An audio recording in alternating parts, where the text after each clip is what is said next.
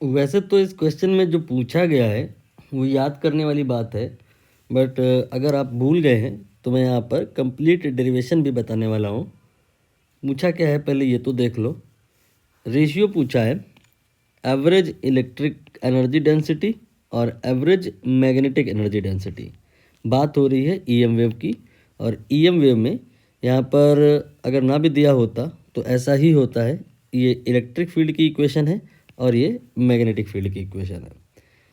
तो हम अभी इस प्रश्न को दरकिनार करते हैं, और चैप्टर है आपका चार्ज एंड इलेक्ट्रिक फील्ड वाला, वहाँ पर आते हैं। या हो सकता है आपने दूसरे वाले चैप्टर में पोटेंशियल एंड कैपेसिटेंस वाले में पढ़ा हो।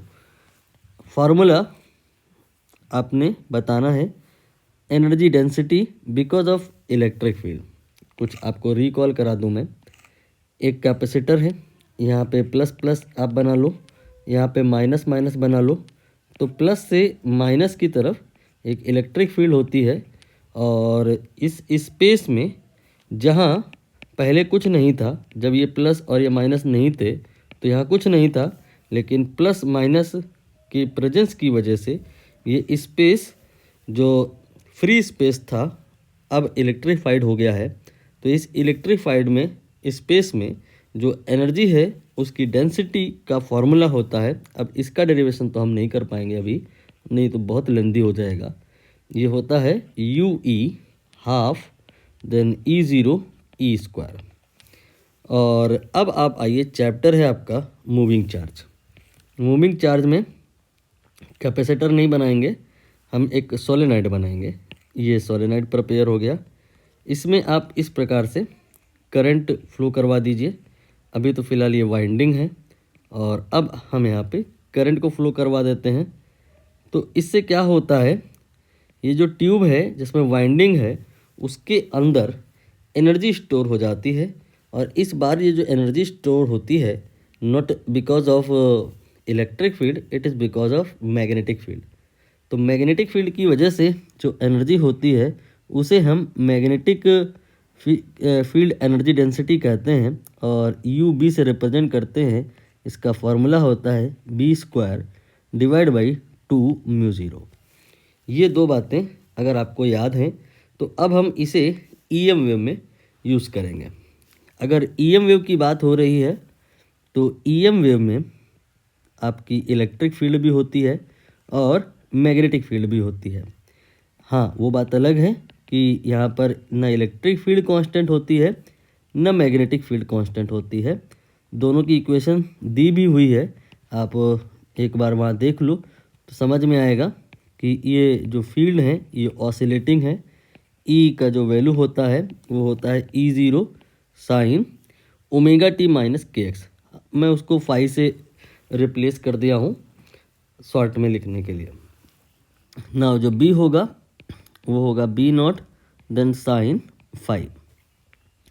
नाउ अगर हम बात करें यहाँ पर एज अ होल तो अभी नहीं कर पाएंगे, पूरे एक ऑसिलेशन की बात इकट्ठा नहीं करेंगे। पहले हम कोई पर्टिकुलर मोमेंट कंसीडर करेंगे, एक इंस्टेंट कंसीडर करेंगे। उस इंस्टेंट पर इलेक्ट्रिक फील्ड भी होगी, मैग्नेटिक फील्ड भी होगी, and because of electric field जो एनर्जी होगी वो इस फार्मूले से निकल आएगी, और बिकॉज ऑफ मैग्नेटिक फील्ड जो एनर्जी होगी वो इस फार्मूले से निकल आएगी। और इस फार्मूले में आप देख रहे हो कि जो ई है और ई वेरिएबल है तो ये वेरी करेगा और ये भी वेरी करेगा। These are instantaneous value of energy densities. But now we talk about average. यहाँ पर देखिए एवरेज लिखा है। पूरे साइकिल के लिए हम बात करेंगे, तो पूरे साइकिल के लिए बात करेंगे तो हम कैसे कर सकते हैं।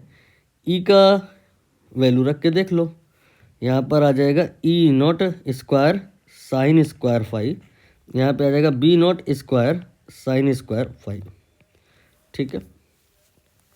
अब यहाँ पर अगर हम फाइव की बात करें तो ये तो इंस्टेंटेनियसली वैरी करेगा, but on an average sine square theta जो होता है वो एक साइकिल के लिए हाफ होता है। तो यहाँ पर एनर्जी डेंसिटी का एवरेज वैल्यू पूरे साइकिल के लिए जो आया है वो 1/4 then E0, then E0 square आया है, और ये एवरेज वैल्यू मैग्नेटिक फील्ड की वजह से है, ये आएगा B0 square by 4 mu naught. ना ये दोनों इक्वल है, यहाँ ऐसा दिखाई नहीं दे रहा है, लेकिन अभी थोड़ी देर में आप समझ जाओगे कि हाँ वाकई इक्वल हैं। इसके लिए हम इन दोनों को डिवाइड करते हैं और चेक करते हैं कहीं ये 1 के बराबर तो नहीं आ रहा है। अगर ये 1 के बराबर आ गया तो इससे साबित हो जाएगा कि हाँ ये दोनों इक्वल हैं। तो आप इसको न्यूमरेटर में ले लो, इसके बाद इसको डिवाइड में ले लो और सिंप्लीफाई करो। कुछ आपको और basics electric field EM wave के आने चाहिए। जैसे पहले तो 4 कैंसिल ही कर दो, यहाँ पर मैंने इस 4 को कैंसिल कर दिया, और ये जो μ0 है E0 के साथ मल्टीप्लाई में आएगा, ये हो जाएगा μ0 E0, एंड ये आपका इलेक्ट्रिक फील्ड है, इसका स्क्वायर, और ये मैग्नेटिक फील्ड है, इसका स्क्वायर, एंड मैंने पूरे का होल स्क्वायर कर दिया।